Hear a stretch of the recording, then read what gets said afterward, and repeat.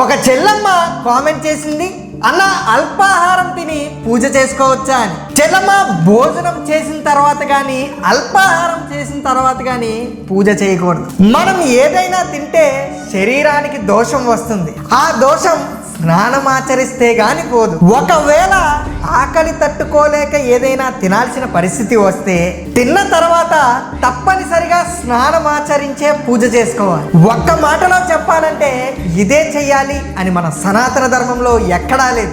ఒకవేళ ఉన్నా సరే సౌలభ్యం కొరకు చెయ్యలేని పరిస్థితిలో ఉన్నప్పుడు దోషం ఉండదు.